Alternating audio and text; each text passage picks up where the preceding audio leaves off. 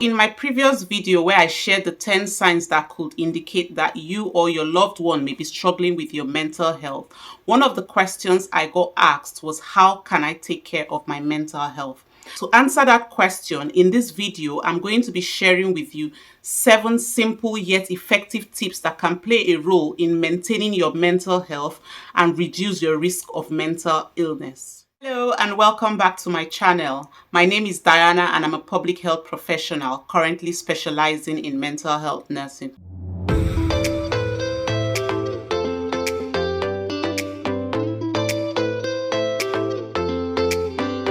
At the end of this video, there will be a bonus, an activity that you can engage in daily or weekly as is convenient for you to help you put things in perspective and check where you are mentally from time to time.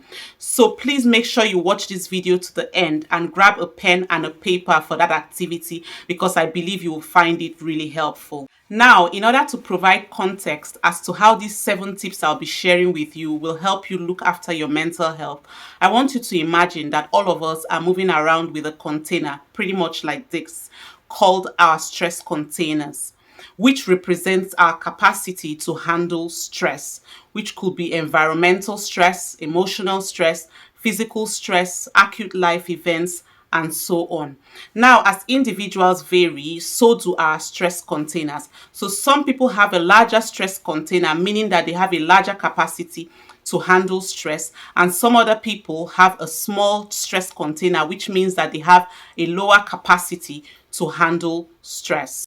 This is why 2 individuals experiencing the same high levels of stress may react differently to it. Now, as stress flows into our individual stress containers, there is a likelihood that it may overflow, causing us to become overwhelmed and potentially causing mental and physical illness. However, imagine again that there's an outlet somewhere close to the bottom of our stress containers that is able to let stress out before it overflows. That is the aim of these tips I'll be sharing with you, to be able to have an outlet for stress to be let out. So let's start with tip number 1. Tip number 1 is exercise, regular exercise.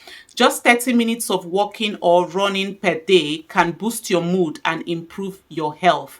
You don't have to do so much at once because even small amounts of exercise add up.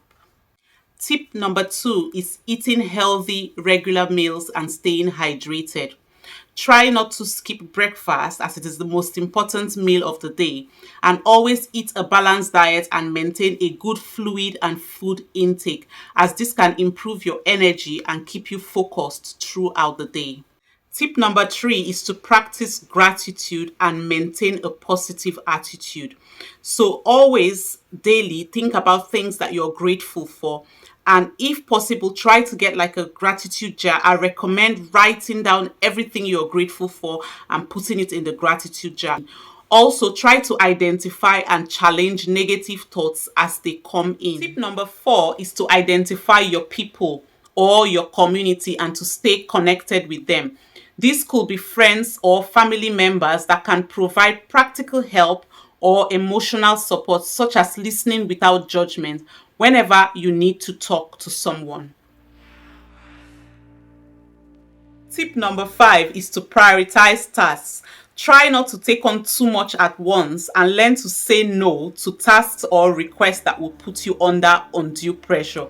You can also try to set manageable goals and appreciate yourself at the end of each day for those goals that you were able to accomplish. Tip number 6 is to engage in activities that you enjoy, such as listening to music, reading, cooking, going to the movies, or engaging in other low-stress hobbies. The last tip, tip number 7, is to practice good sleep hygiene.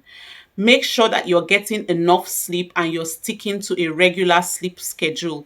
If you have anything such as your phone or your devices that cause you distractions whenever it's time for bed, try to put them away when it is bedtime. Now, while these tips can be very helpful, they may not be able to take out some of the very large stresses that may become trapped in our stress containers, such as trauma.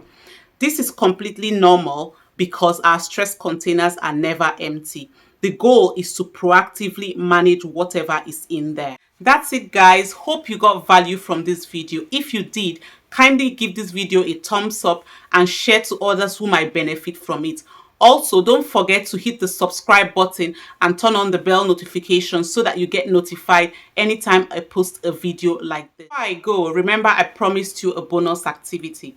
So what I want you to do is to get a plain sheet of paper and write down everything in your head that's a source of stress concerning maybe your work, your business, your studies, or your family life. Next, I want you to ask yourself, what can you change about any of these things? For example, does it mean you need to start earlier to study for your exams? And if it's something that you cannot change, perhaps do you need to change your approach to how you look at it? Then ask yourself which of these issues need your urgent attention and who you think can be able to help you.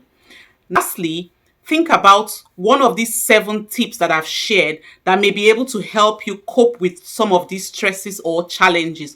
Or since self-care is different for different individuals, what strategies have you discovered that work best for you? You can engage in this exercise from time to time as a way of regularly looking after your mental health. Hope you find this useful. If you've got any questions, comments, or thoughts you would like to share, please leave them in the comment section and I'll do my best to respond. Thank you so much for watching. See you in my next video. Bye.